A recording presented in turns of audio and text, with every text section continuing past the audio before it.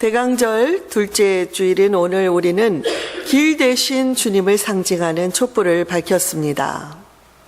아프리카에서 선교하시던 한 선교사님이 아주 정글을 통해서 오지로 가기 위해서 그 지역 지리에 익숙한 한 원주민 청년을 인도자로 고용을 했습니다. 그런데 가도 마을은 나오지 않고 청년은 계속 길인지 정글인지 알지 못하는 것으로 헤쳐가고 있었습니다.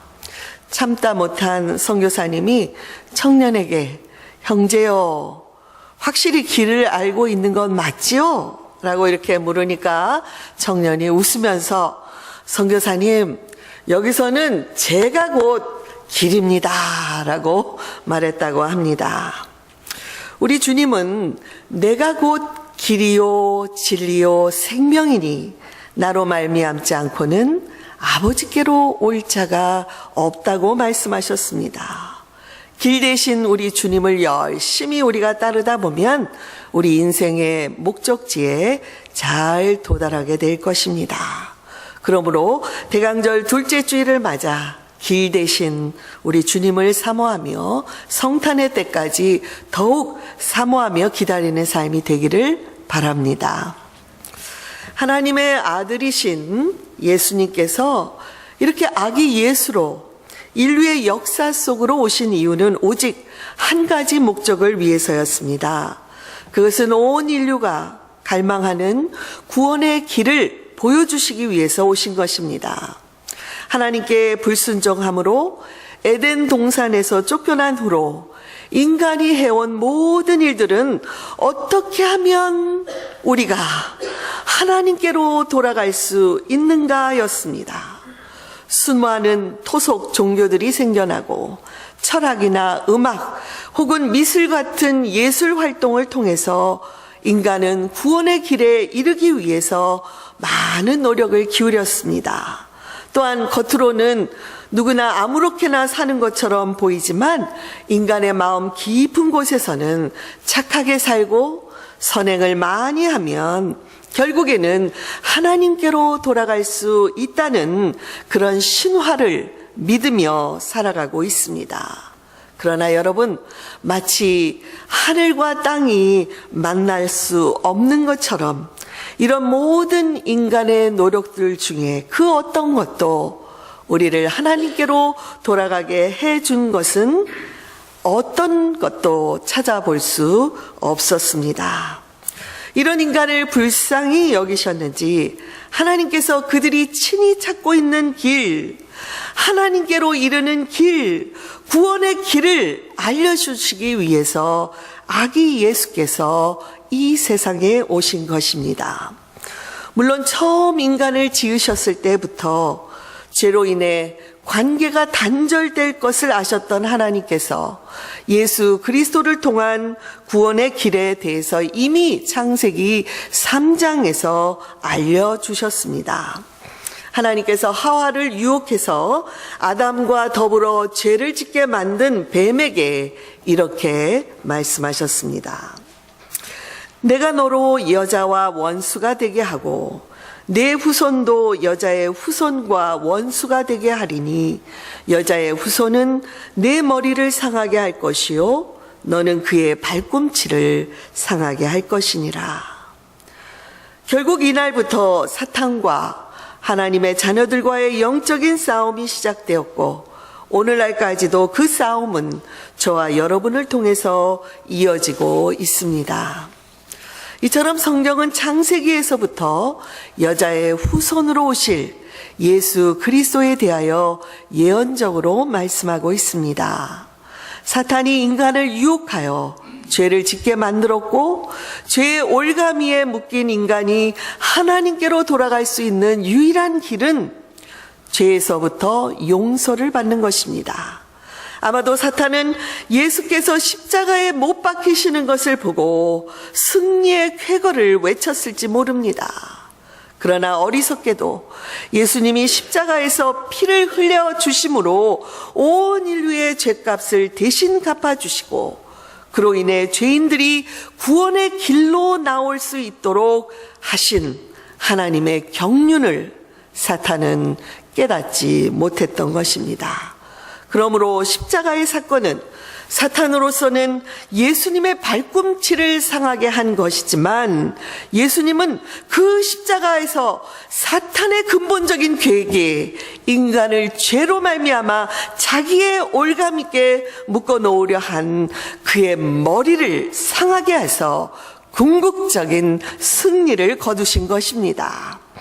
그래서 성서학자들은 창세기 3장의 말씀을 최초의 복음이라고 해서 원복음이라고 부르고 있습니다. 여러분, 이 구원의 길 대신 예수 그리스도를 만나셨습니까?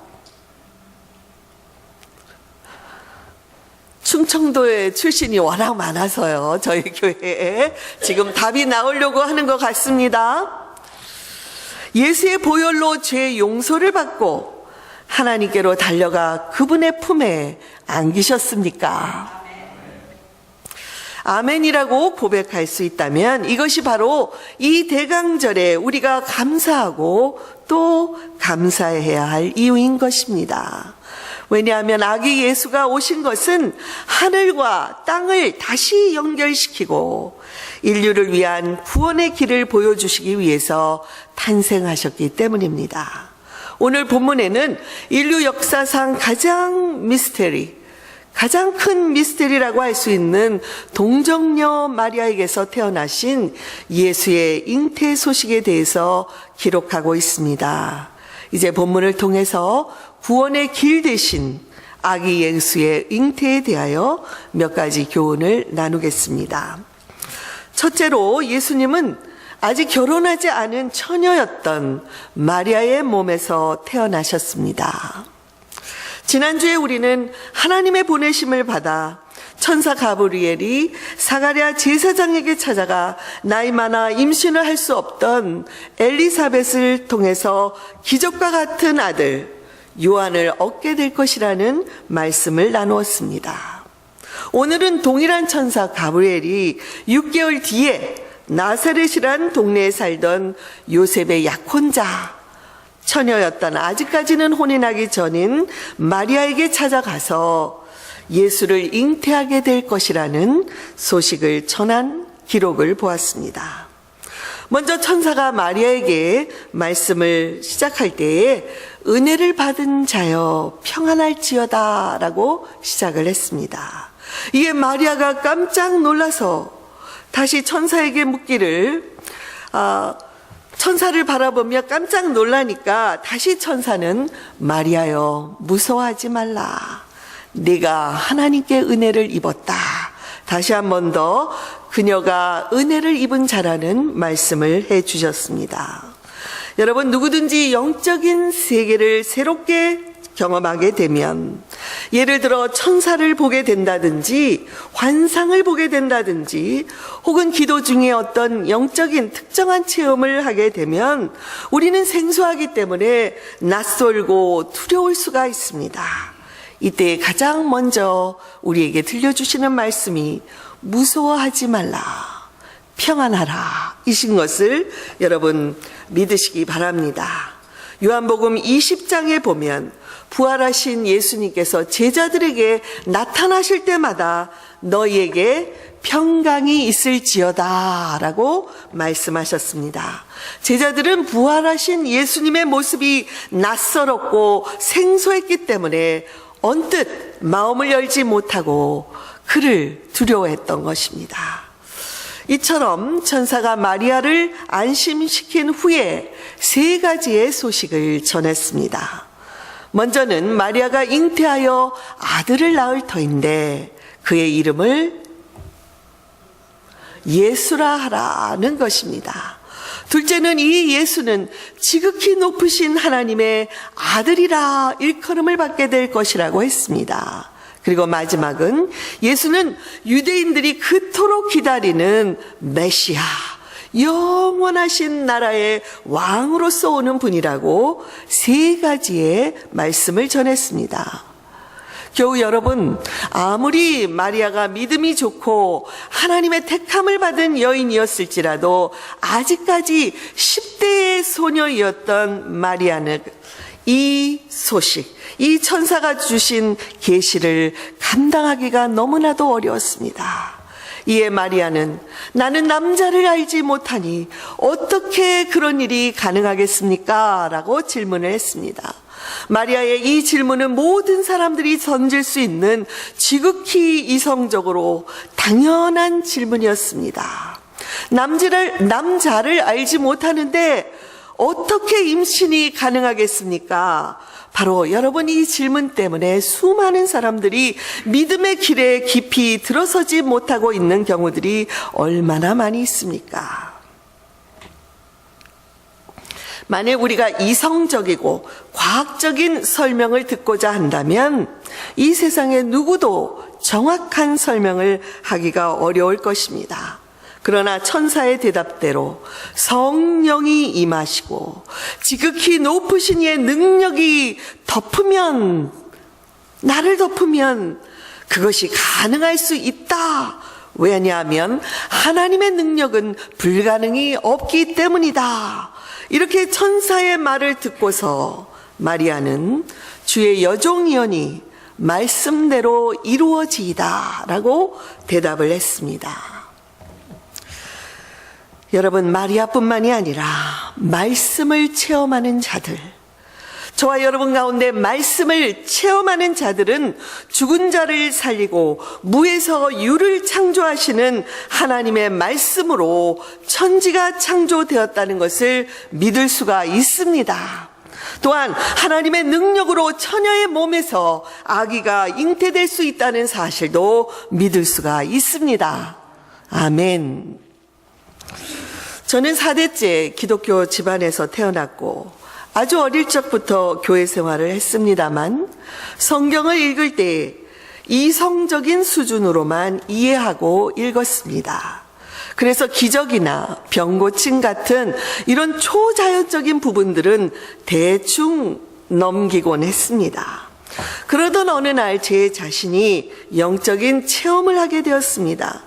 먼저는 성령께서 죄 문제에 대해서 심각하게 생각하도록 저를 인도하셨습니다.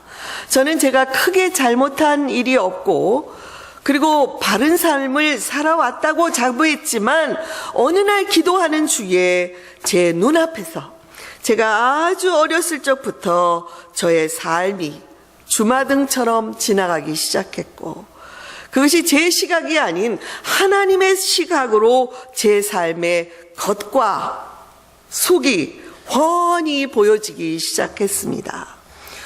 얼마 못 가서 저는 곧 하나님 앞에 고꾸라졌고 죄인 중에 죄인이라고 회개하기 시작했습니다.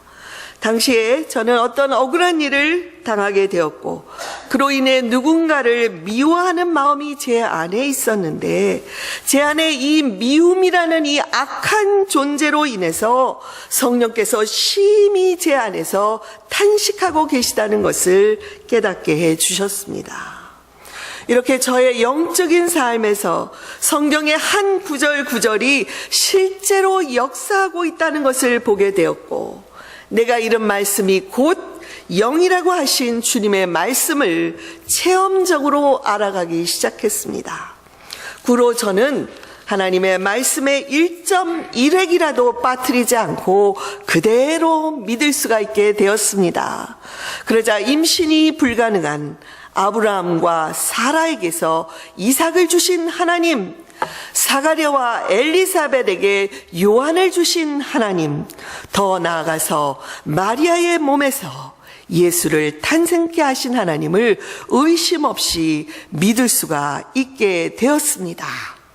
왜냐하면 제가 믿고 의지하는 것은 사람의 능력, 사람의 이성이 아니라 하나님의 능력, 불가능이 없으신 하나님을 믿었기 때문에 가능할 수 있었습니다.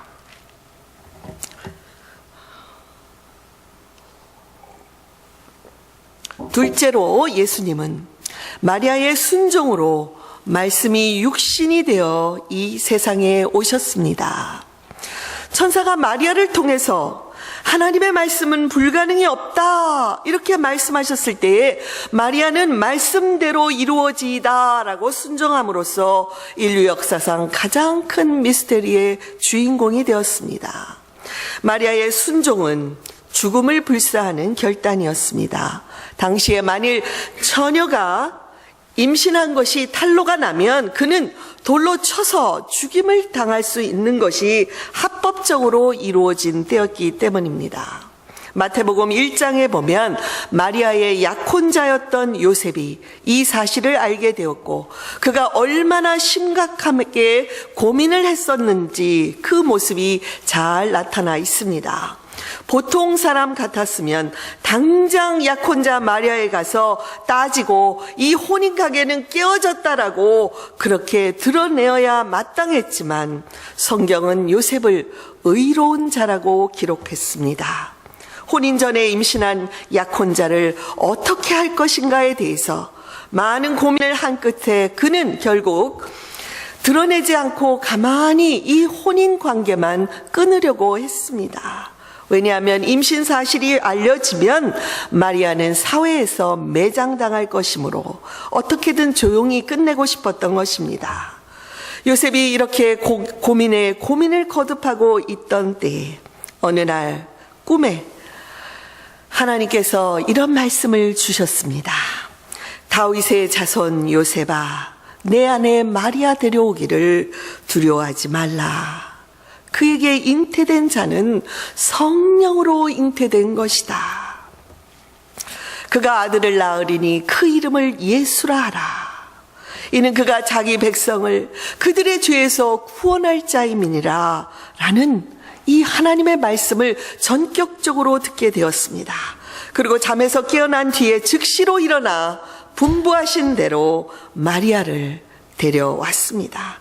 그리고 평생 마리아의 남편으로서 동반자로서 또한 예수의 아버지로서 성실하게 살았습니다.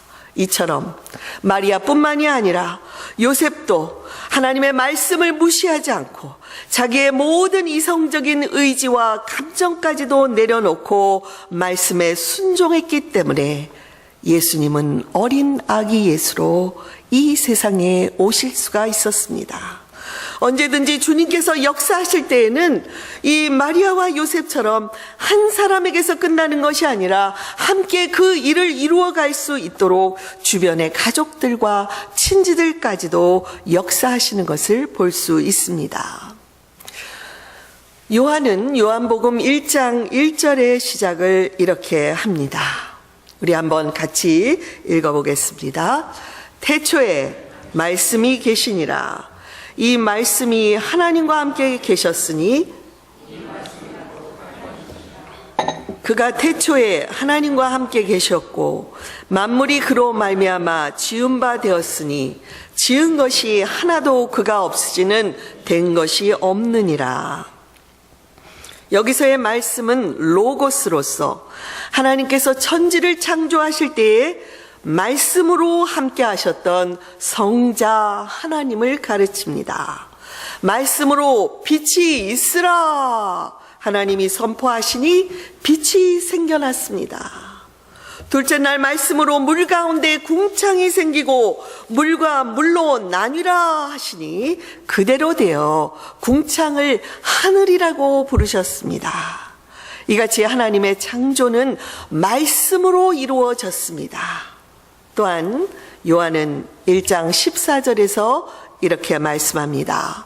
말씀이 육신이 되어 우리 가운데 거하심에 우리가 그의 영광을 보니 아버지의 독생자의 영광이요 은혜와 진리가 충만하더라.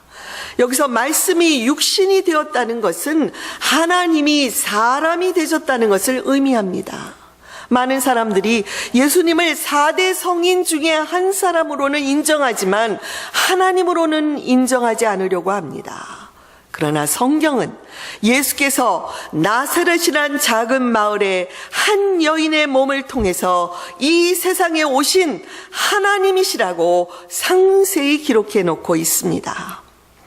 하나님의 아들이신 예수께서 이 세상에서 오셔서 보여주신 것은 하나님은 죄를 반드시 심판하시는 공의의 하나님이십니다. 또한 동시에 그 하나님은 사랑의 하나님이십니다. 라는 것입니다. 딜레마도 같은 하나님의 공의와 사랑, 이 두 가지 모두를 이루시기 위해 아들이 성자 하나님이 친히 인간들을 찾아오신 것입니다. 여러분, 세상의 모든 종교들은요, 대부분이 인간이 그들의 신에게로 찾아갑니다. 찾아가서 높고 높으신 신에게 자비를 열심히 구합니다. 그러나 태초부터 하나님의 창조와 함께 하셨던 이 아들은 높은 하늘의 보좌를 떠나서 유대 땅에서도 가장 비천한 자들이 살고 있다는 갈릴리, 그리고 그곳의 작은 마을 나사렛, 거기서도 아무것도 내세울 것이 없는 평범한 여인이었던 마리아의 몸을 통해서 이 세상으로 찾아오셨습니다. 그리고 하나님의 사랑을 전하기 위해서 몸소 십자가에 달리셔서 처절하게 죽어가시면서도 주여 저들의 죄를 용서하여 주옵소서라고 용서를 선포하셨고, 숨을 거두시기 직전에는 다 이루었다라고 말씀하시고 돌아가셨습니다. 여기 다 이루었다라는 의미는 인류의 모든 죄의 대가가 다 갚아졌습니다. 이제 하나님의 공의가 다 이루어졌습니다. 하나님의 사랑이 이로써 온 인류에게 전파되었습니다. 그러므로 누구든지 믿는 자들은 이 구원의 길로 나올 수 있게 되었습니다. 이것을 선포하신 것입니다. 셋째로, 예수님은 오늘날에도 저와 여러분이 살아가고 있는 이 오늘날에도 말씀대로 살아가는 자들 가운데 임재하고 계십니다. 마리아는 말씀대로 이루어지기를 원하나이다 라고 순종함으로써 메시아를 잉태하고 세상의 아기 예수를 탄생시키는 그 영광을 보게 되었습니다. 물론 마리아가 위대한 것은 우리가 인정하지만 천주교에서 마리아를 하나님의 어머니로서 지나치게 높이고 예수님과 더불어 예수님의 위치, 구세주의 그 위치에 높이는 것은 성경적이 아니라고 생각을 합니다. 천사가 마리아에게 전한 계시의 초점은 전적으로 예수 그리스도에게 있었습니다. 마리아는 그 예수님을 잉태하고 세상에 탄생시킨 여인으로 우리가 얼마든지 존경하고 길이길이 그 분을 기려야 하겠지만 신격화시키는 것에 대해서는 주의해야 할 것입니다.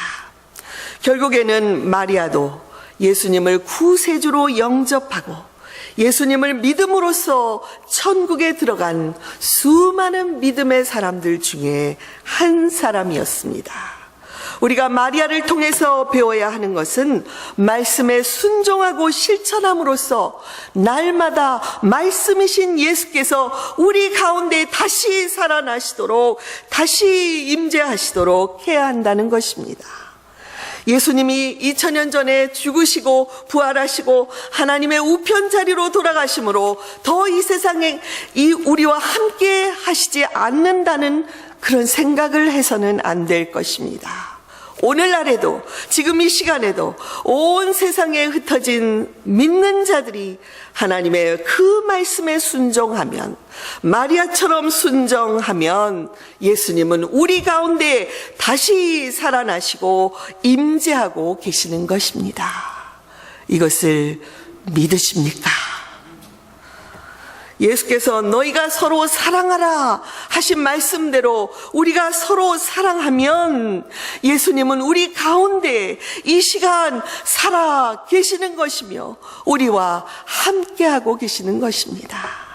이것을 성서학자들은 말씀의 성육화라고 부릅니다. 말씀의 성육화. 말씀의 성육화로 마리아를 통해서 태어나신 주님은 오늘도 마리아처럼 믿는 자들을 통해서 말씀의 성육화로 이 세상을 통치하고 계십니다. 그러므로 말씀이 얼마나 중요한지 모릅니다. 같은 말씀을 들으면서도 어떤 사람들은 나와 상관이 없는 다른 사람들의 이야기로 들을지 모르지만 말씀을 내 것으로 받으며 아멘, 주님의 뜻대로 이루어지기를 원합니다. 이렇게 순종하는 자들에게는 말씀이 성육화되는 체험을 날마다 그들의 삶의 일상에서 할 수가 있습니다. 사랑하는 교우 여러분, 이제 얼마 남지 않은 성탄절까지 매일 기쁨의 언덕 책자를 읽고 묵상하고 말씀을 생활 속에서 실천하시기를 바랍니다. 지난 1년 동안 성경 통신학교를 통해서 복음서를 철저히 공부해온 분들, 또는 교회에서 제공하는 여러 성경 공부방에서 열심히 지금도 말씀을 배우고 있는 분들, 혹은 집에서 스스로 성경을 공부하는 분들에게 그동안 여러분의 수고가 얼마나 귀한 것인지 크게 칭찬해 드리고 싶습니다. 그러나 한 가지 당부드리는 것은 배우신 것을 머리로만, 이성으로만 이해하는 것에서 그치지 말고 말씀을 성육화하는 삶, 실천하는 삶, 순종하는 삶을 살아가시기 바랍니다. 그러면 여러분의 삶 속에서 주님을 임재하는, 주님이 임재하시는 그 체험이 늘 끊이지 않게 될 것입니다. 그러면 밝히 길이 되어 구원의 길이 여기 있습니다. 나를 따라오십시오 하신 주님의 길을 따라가는, 우리가 가는 그 길에 예수님은 밝은 빛으로 비춰주시고 우리는 열심히 예수님을 따라가다 주께서 머무시는 곳, 하나님의 보좌, 그 앞까지 인도함을 받게 될 것입니다. 이러한 성탄절의 은혜, 마리아에게 베풀어 주신 특별하신 은혜가 이 대강절 3주차로 접어들고 있는 저와 여러분, 우리 온 교우들 위해 충만하게 임하시기를 주님의 이름으로 축원드립니다. 아멘. 함께 기도하시겠습니다.